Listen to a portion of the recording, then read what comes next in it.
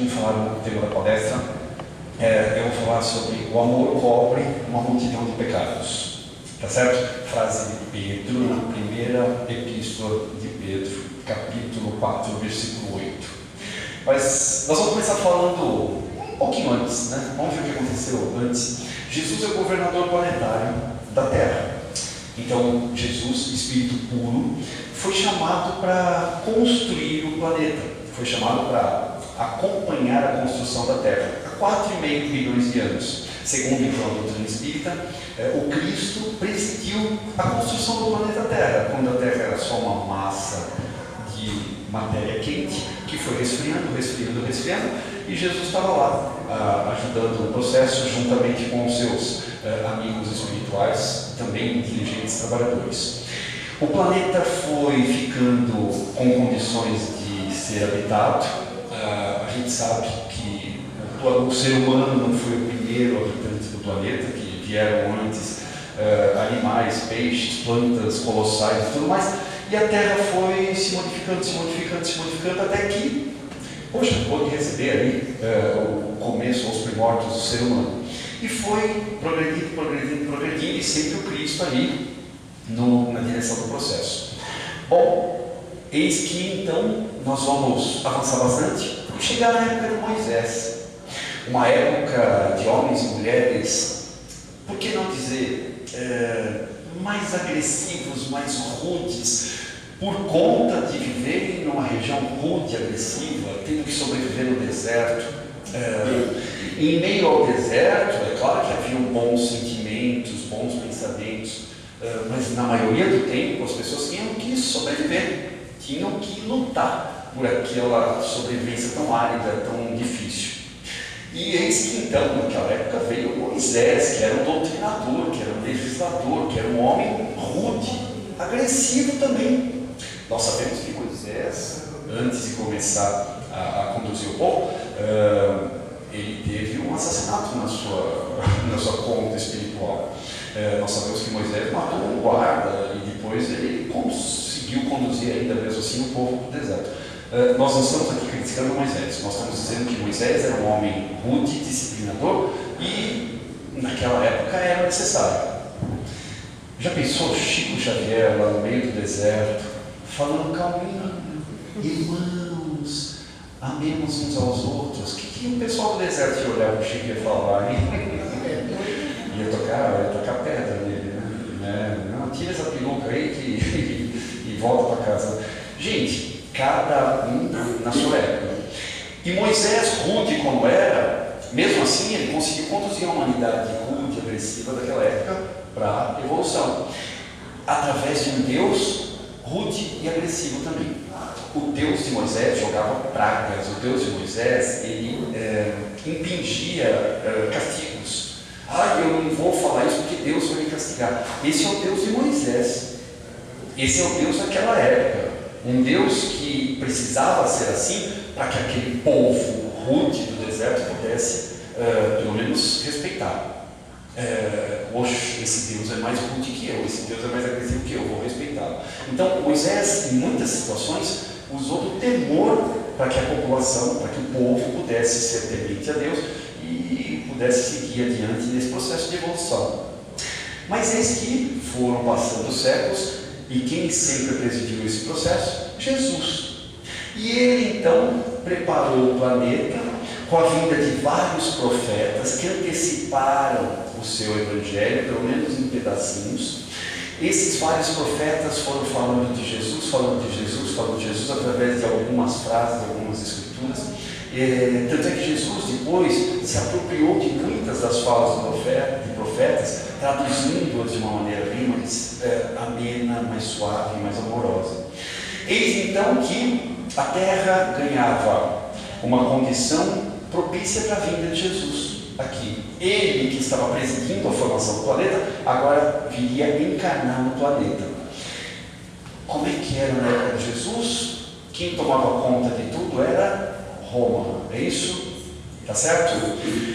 Antes disso, a Grécia já havia espalhado a sua cultura pelo planeta. A gente sabe que o planeta Terra naquela época era só a região lá do Mediterrâneo, um lá de Israel, Jerusalém, e, assim, um pedacinho da Itália. Aquilo era o planeta Terra na época, né? As notícias só aconteciam lá, né? As fofocas só aconteciam lá, né? Brasil ninguém nem falava, né? Então, eis que a cultura grega já havia sido espalhada, a Roma fez um papel muito importante. Roma abriu as fronteiras, não é? Roma não invadiu todos os territórios, então Roma abriu as fronteiras. Jesus havia presidido tudo isso. Jesus havia presidido o processo de cultura homogeneizada através dos gregos, porque aí todos tinham contato com a cultura helenística ou com a cultura grega, e Jesus já havia programado que Roma haveria de transformar as fronteiras em fronteiras invisíveis, ou seja, abrir as fronteiras. Claro que Jesus não programou que Roma fizesse tantas guerras, isso aí foi do homem, esse erro foi do homem. Mas eis que então nós encontramos o planeta com as fronteiras todas abertas, o poder romano na condução do processo, e eis que vem Jesus e inaugura uma nova humanidade, porque Jesus trouxe um Deus novo, não é? O Deus de Jesus é o Deus do amor, o Deus de Jesus é o Deus que jamais vai impingir um castigo, jamais vai ficar com raiva e jamais vai exigir de nós que nós o temamos. O Deus de Jesus é o Deus do amor. Quando Jesus trouxe esse novo Deus, ele confundiu as pessoas, porque as pessoas até então estavam acreditando naquele Deus que guerreava, naquele Deus vingativo, naquele Deus que acompanhava exércitos. E eis que veio Jesus e espalhou a paz por tudo. Ora, uma luz tão brilhante não poderia durar muito aqui no planeta. Uma luz tão brilhante incomodava a muitos. E Jesus sabia disso. Sabia que o seu messianato não ia durar muito. E tanto é que durou apenas um pouco mais de 3 anos. Mas Jesus deixou os seus apóstolos, porque sabia que ele iria ser subtraído do planeta. E eis que deixou os seus apóstolos que continuaram o seu trabalho. E é aí que começa a nossa palestra. Nossa, Vitor, eu achei que você já tinha começado. Não, agora que nós vamos começar. Agora que nós vamos começar. Porque Jesus foi subtraído do planeta através da crucificação e os seus apóstolos ficaram com a incumbência de continuar o trabalho. Nesse momento havia Roma, então, que instituiu a Pax Romana. Lembram dessas duas palavrinhas, Pax Romana? Roma fazia o seguinte: se você pagasse os impostos direitinho, você podia ter a religião que você quisesse, você podia ter a etnia e a cultura que você quisesse, e pronto, poderia conviver, tá? Mas precisava pagar imposto. É isso, tá certo? Roma abriu as fronteiras, então haviam várias etnias, várias culturas, várias religiões, todas misturadas. E em meio a tudo isso, Jesus havia implantado a sementezinha do cristianismo.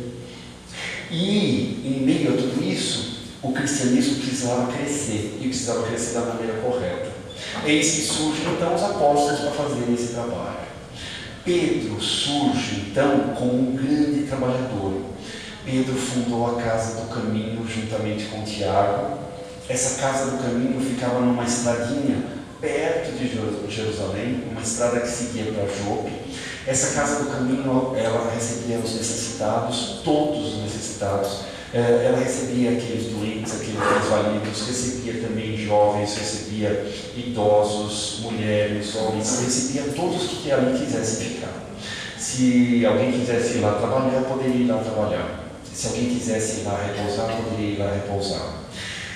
E as distâncias que os apóstolos tinham que caminhar para espalhar o Evangelho eram grandes. Então o que eles faziam?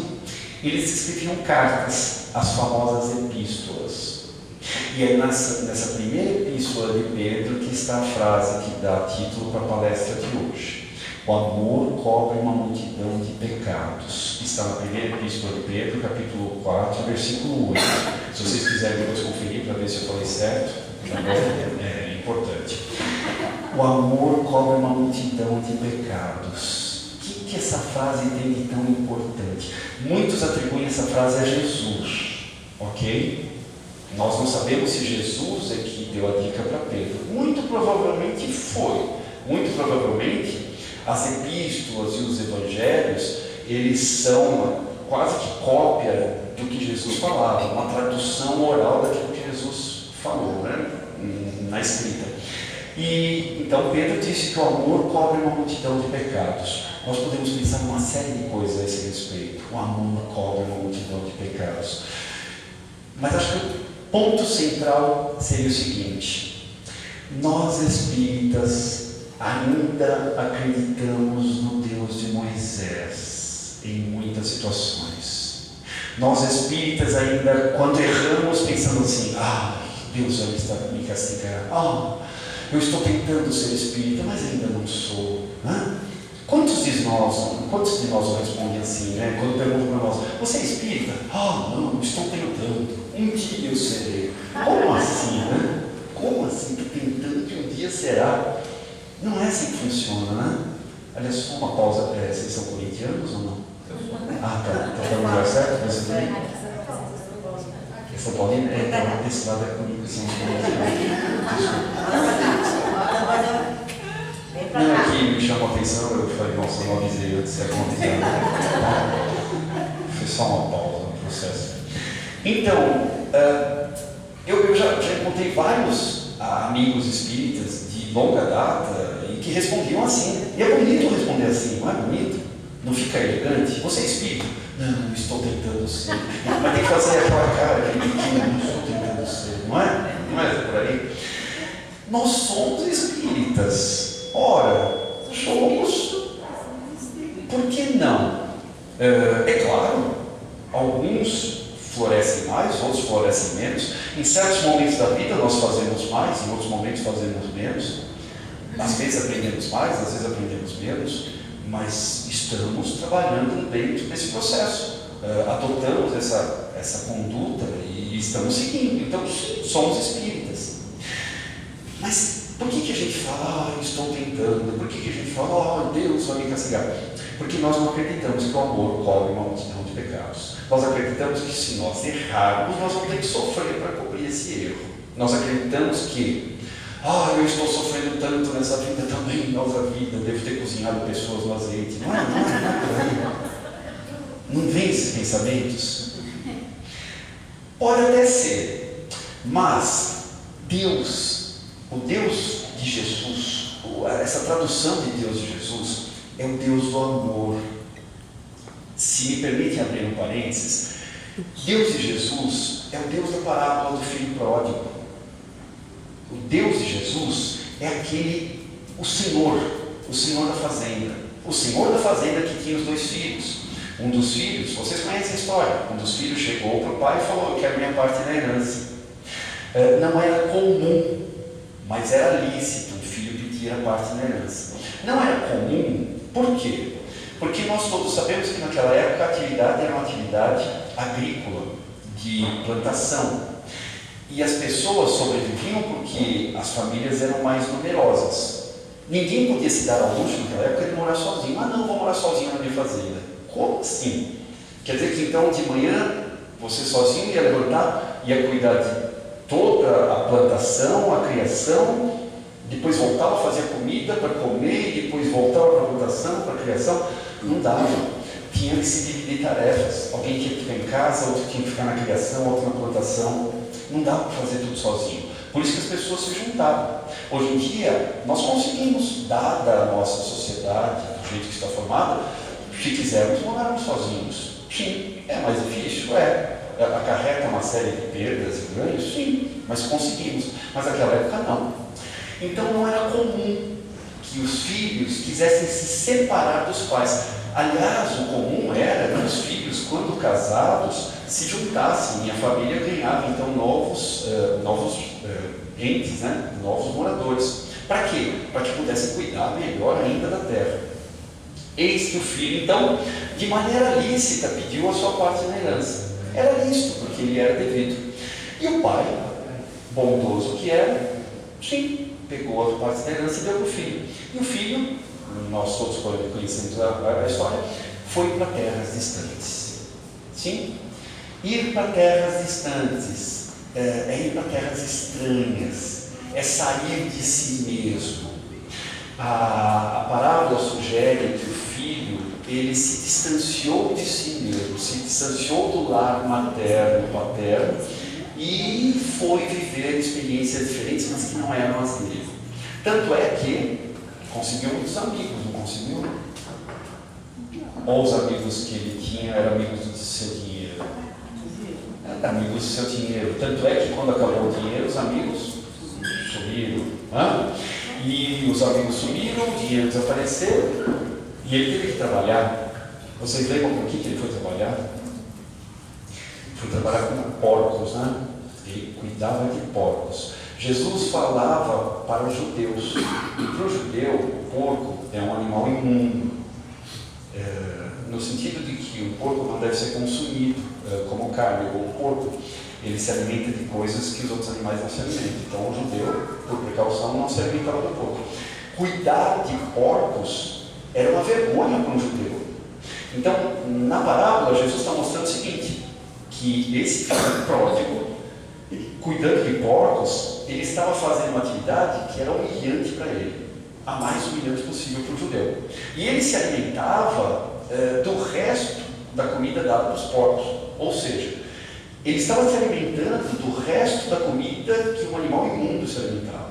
Ele estava degradado, era a última condição da sua, vamos dizer assim, do seu estado de autoestima.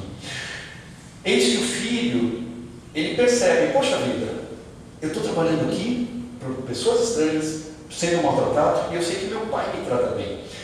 Aí ele caiu em si. Ele voltou os seus pensamentos para o lar paterno. Ele voltou os seus pensamentos para aquela constituição familiar, para os seus costumes antigos. E ele pensou, poxa vida, vou